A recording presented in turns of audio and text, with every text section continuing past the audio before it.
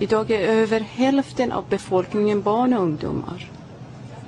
I de barnrika familjerna blir döttrarna snabbt bortgifta med män de inte älskar. Därför flyr unga flickor till storstäderna i hopp om ett arbete och en framtid. Men framtiden finns inte där. Och de flesta hamnar på gatan. در شب جمعه یا دوشنبه خبر خوشی به تو خواهد رسیده انشاءالله. انشاءالله. خب این سال برای چی گرفتی؟ برای ازدواج. ها؟ برای ازدواج. ازدواج آدم مورد پسند گیرت اومده؟ نه. چه شکلی باشه؟ چند ساله باشه؟ چجوری باشه؟ چجوری باشه؟ چند ساله باشه؟ خب دیگه جوون باشه، خوشگل باشه، پولدار باشه. حالا اومدیم جوون و خوشگل و پولداری نباشه. مثلا یه مرد دیگه، یه مرد 60 ساله باشه یا 50 ساله باشه. ها؟ پولدار باشه مثلا.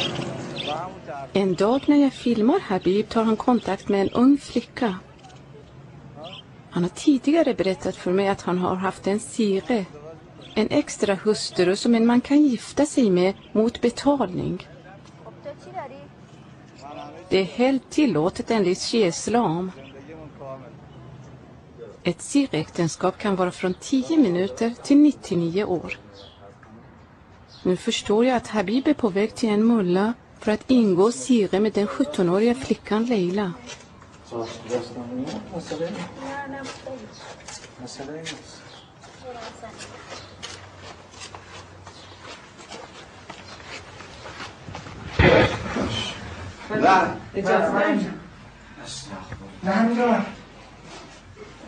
جون زیادم از من نگیر. صدا ما بزرگ نمیشه دیگه. صدا اصلا نداری. صدا کجا بود؟ تو میشه صدا نداری. کو صدا میاد؟ بعدها شروع این صدا میاد. صدا میاد ولی صدا نمیشه. نه مطمئن. حالا این سوم میمونه. او یکی هم دیگه چیز دیگه نمونده. 2 روز دیگه مونده موسیقیش. او دیگه تمام. او 1 سال و 6 ماه سیغه مونده. معلم بود او. فراوون اینا دختر فرار زیاد است. حالا چون خودی هستیم دیگه. یا آمار گرفتن 4000 دختر فراری تو شیراز اومد. 4000 تا آمار کمی نیستم. به الا مواردهای زیاد. یعنی تو هر کوچه من بخوام برم ماشم زیر پام باشه تا 10 تا. تو هر کوچه باشه من بلند میکنم. نه. چقدر میخوای موقتا باشه؟ 2 ماه. من برای 2 ماه نمیکنم. نمیکنی؟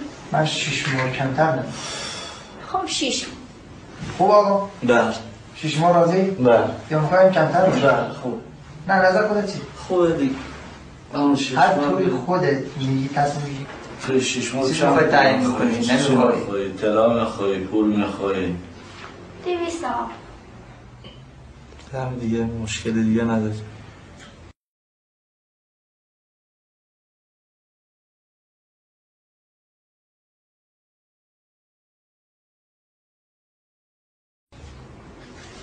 بسم الله الرحمن الرحیم و به نستعین الحمد لله رب العالمین الصلاة Mullan frågar tydligen inte sig själv varför en 65-årig man gifter sig med en 17-årig flicka.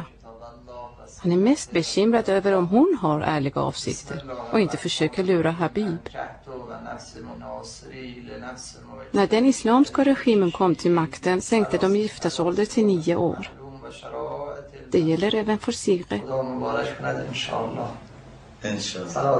اللهم صل على محمد و آل محمد. حالا بعدا هم انشاءالله دیدی که با اخلاقمون به هم دیگه خوب سازگار هست. آقا اخلاقش خوبه اگه خودتون اخلاقتون خوب باشه انشاءالله آقا تضمینی هست و عقد دایم میشه. بهتر از این بچه جوانایی که ازم رجوع کنم فرازده باشو توش ساعت شهر بیداره برده میپره. حتی یکی شهر ازم رجوع کنم بیاره اینجا 1000 تومان توی جیبشون نیست، بیکار هستن، علاقن رو کوچه هستن، ولی آقا زحمت میکشن، محاسبشون هم سفید هستن، درستی آدم کاملی هستن و قیافش هم نمیخواد نگاه کنیم خوشگل هستن نیستن چجوری هستن، ولی آدم زندگی هستن، آدم کار هستن. به جد زهرا و جد امیر. آقا دیگه قسم من نوکردم. من نمیگیرم اصلا بگو یا زهرا. میگم نمیگیرم. بگو یا زهرا. با خدا روم نمیشه بگم.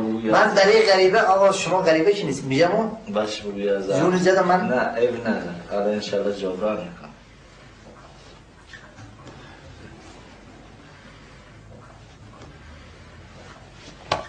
تو دستشویو؟ نه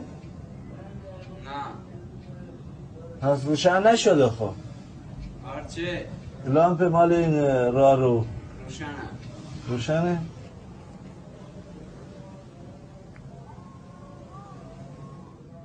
Habib har en fru som han har varit gift med i 40 år. Hon bor i en by utanför stan. De har barn och barnbarn tillsammans. Och nu väntar han på sin segra Leila igen. وای از دل ای دیگه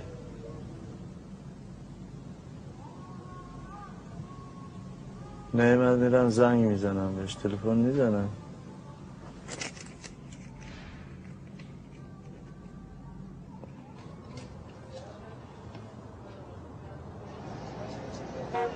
Habibs seger med Leila varade bara 2 veckor. Hon stack till en annan stad efter att hon hade fått betalt.